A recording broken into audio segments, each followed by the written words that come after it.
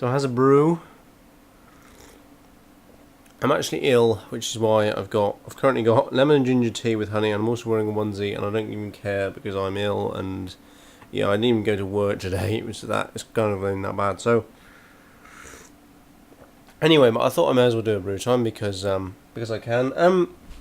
So first thing really is GTA 5 is going to come out today or tonight, which is it's just really quite cool and interesting. A lot of console plebs are banging on about the fact that PC's not getting it. And I don't really care too much that PC's not getting it. I'd much rather wait for Rockstar to get things right first and port it out to the PC and make it good, because I want to be able to play it in 1080p, 60 frames a second without a problem. It obviously will come to the PC anyway, with or without a petition. I mean, Rockstar are pretty silly not to, because they probably have quite a few, probably 500,000, maybe even the rest. Probably about 1 million people they're missing it on if they don't port it over to the PC. And a lot of PC gamers are still going to buy it on Xbox and PlayStation anyway. I've made the executive decision not to.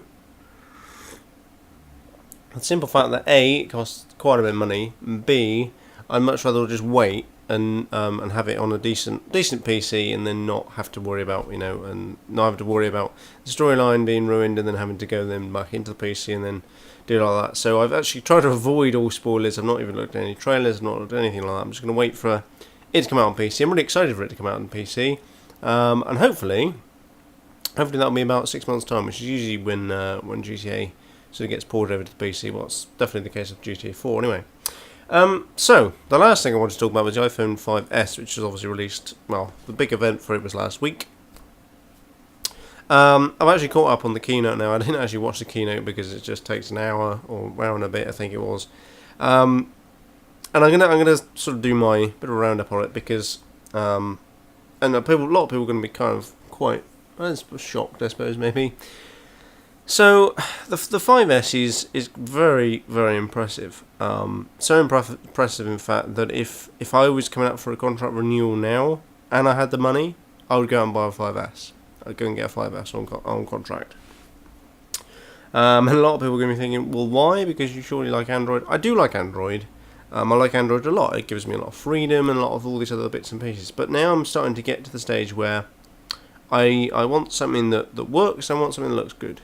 The Samsung S3, which I've got, is a piece of shit. I kind of wish I never got it.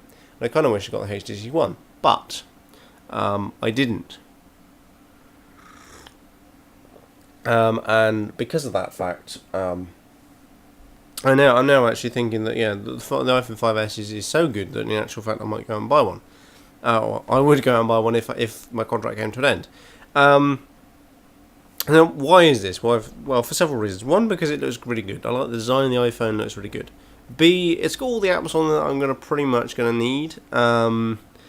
And there's just some really, really great tech that's been compiled in there. In terms of the A7 chip, in terms of the M7 stuff. There's lots of really funky things like 64-bit apps. Although that doesn't really matter too much. Stuff like that's really, really cool.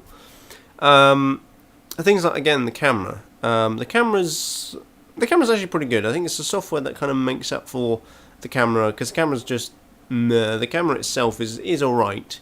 But the software is kind of what makes the difference, and at the moment manufacturers are kind of just chucking megapixels at things, which is fine, because we could do with having a few more megapixels. Yeah, I mean 8 seems to be the standard now. It'd be nice if it was maybe 12, a little bit more, but 8 is perfectly sufficient. And I also like the fact you can do slow-mo video, and that's again another great thing. Same with the shutter, the anti-shake and things like that. So there's lots of really, really good features I like with the iPhone, but it is very expensive, and so I wouldn't pay any more than £30 a month for the contract, and I probably wouldn't pay any more than about 50 to 100 quid for the phone. So I won't be getting one. Well, I certainly won't be getting one until my contract runs out. And when my contract runs out, I probably will stick with Android, because something else better will come along, and I'll want to be using that. So that's pretty much it. I'm currently drinking lemon and ginger tea with honey.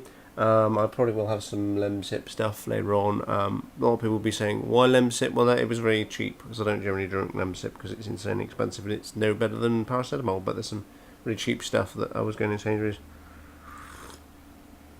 So, apart from that, I shall catch you in a later video.